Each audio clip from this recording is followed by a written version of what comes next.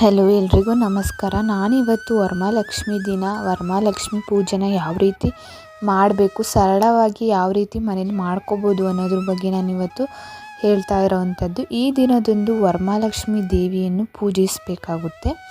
ಅದು ಪೂಜೆ ಮಾಡೋದ್ರಿಂದ ಸಂಪತ್ತು, ಬುದ್ಧಿವಂತಿಕೆ, ಪ್ರೀತಿ, ಖ್ಯಾತಿ, ಶಾಂತಿ, ತೃಪ್ತಿ ಮತ್ತು ಶಕ್ತಿಯ 8 ದೇವತೆಗಳಾದ ಅಷ್ಟಲಕ್ಷ್ಮಿಯನ್ನು ಪೂಜಿಸುವುದಕ್ಕೆ ಸಮವಾಗುತ್ತದೆ.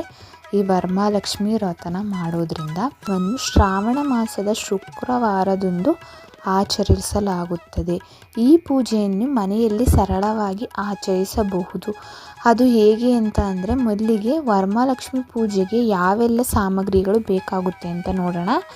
ತೆಂಗಿನಕಾಯಿ, ಅರಿಶಿನ, ಕುಂಕುಮ, ಅಕ್ಷತೆ, ಹೂಗಳು, ಕಳಶ, ಜಾಗಟೆ, ಬತ್ತಿ, ದೀಪ, ಹಣ್ಣುಗಳು, ಪೂಜೆಗೆ ಬೇಕಾದ ಸೀರೆ, ಅಲಂಕಾರಿಕ ವಸ್ತುಗಳು, ನೈವೇದ್ಯಕ್ಕೆ ಬೇಕಾದ ವಸ್ತುಗಳು, ದೇವರಿಗೆ ಮಾಂಗಲ್ಯ, ದಾರ, ಅಕ್ಷತೆ.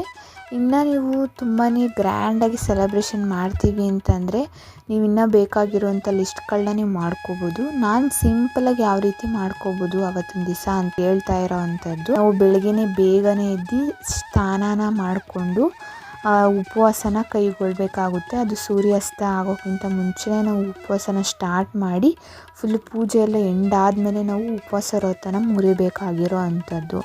ಮೊದಲಿಗೆ ಪೂಜಾ ಸ್ಥಳವನ್ನು ಸ್ವಚ್ಛ ಮಾಡ್ಕೋಬೇಕು.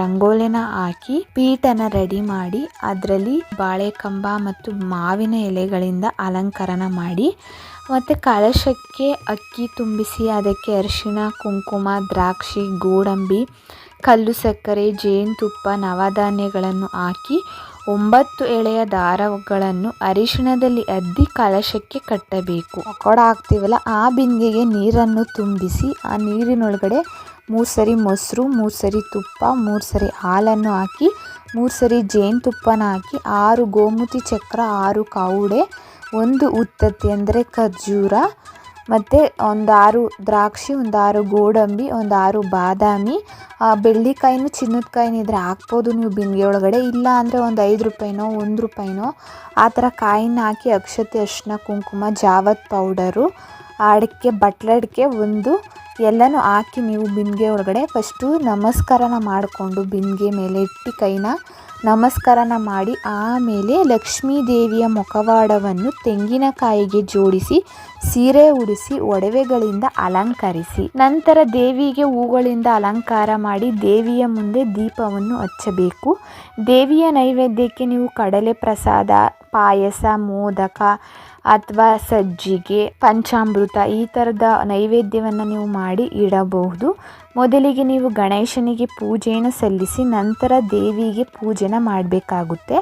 ಪೂಜೆ ಮಾಡಬೇಕಾದ್ರೆ ಮಂತ್ರಗಳನ್ನ ಪಠನೆ ಮಾಡಿಕೊಂಡು ಪೂಜೆ ಮಾಡಿದ್ರೆ ತುಂಬಾ ಒಳ್ಳೆಯದಾಗುತ್ತೆ. ನಂತರ ದೇವಿಗೆ ನೈವೇದ್ಯವನ್ನು ಅರ್ಪಿಸಿ ಪೂಜೆಗೆ ಬಂದಿರೋವಂಥ ಎಲ್ಲರಿಗೂ ಕೂಡ ಅರಿಶಿನ ಕುಂಕುಮವನ್ನು ಕೊಟ್ಟು ದೇವಿಯ ಪ್ರಸಾದವನ್ನು ನೀಡಿ ದೇವಿಗೆ ಕೆಂಪಾರತಿಯನ್ನು ಬೆಳಗಿಸಬೇಕು. ನಂತರ ದೇವರಿಗೆ ಪ್ರದಕ್ಷಿಣೆಯನ್ನು ಹಾಕಿ ಗುರು ಹಿರಿಯರಿಗೆ ಆಶೀರ್ವಾದವನ್ನು ತೆಗೆದುಕೊಳ್ಳಬೇಕು. ಈ ಪೂಜಾ ಸಮಯದಲ್ಲಿ ಈ ಮಂತ್ರನ ಪಠನೆ ಮಾಡೋದ್ರಿಂದ ತುಂಬಾ ಯಶಸ್ಸು, ಶ್ರೇಯಸ್ಸು, ಆರೋಗ್ಯ, ಸಂಪತ್ತು ಎಲ್ಲವೂ ಕೂಡ ಅಭಿವೃದ್ಧಿಯಾಗಿ ನಿಮ್ಮ ಮನೆಗಳಿಗೆ ಸುಖ, ಶಾಂತಿ, ಸಮೃದ್ಧಿ ನೆಲೆಸುತ್ತದೆ. ಇದಿಷ್ಟು ವರಮಹಾಲಕ್ಷ್ಮಿ ಪೂಜೆಯಲ್ಲಿ ಯಾವ ರೀತಿ ಸಿಂಪಲಾಗಿ ನಾವು ಪೂಜೆನ ಮಾಡ್ಕೋಬೇಕು ಅನ್ನೋದ್ರ ಬಗ್ಗೆ ನಾನು ಇನ್ಫಾರ್ಮೇಷನ್ನ ಕೊಟ್ಟಿದ್ದೀನಿ. ಪ್ಲೀಸ್ ನನ್ನ ಚಾನಲ್ನ ಸಬ್ಸ್ಕ್ರೈಬ್ ಮಾಡಿ, ಶೇರ್ ಮಾಡಿ, ಕಮೆಂಟ್ ಮಾಡಿ. ನೀವು ಬೇಕಾದರೆ ಇನ್ನೂ ನೀವು ಎಕ್ಸ್ಟ್ರಾ ಇನ್ನೇನಾದ್ರು ಆ್ಯಡ್ ಮಾಡ್ತೀರಲ್ಲ, ಇಲ್ಲ ನಿಮ್ಮ ಮನೆಗೆ ತಕ್ಕಂತೆ ಯಾವ ರೀತಿ ನಿಮ್ಮ ಸಂಪ್ರದಾಯಕ್ಕೆ ತಕ್ಕಂತೆ ನೀವು ಮಾಡ್ಕೋಬೋದು. Thank you for watching.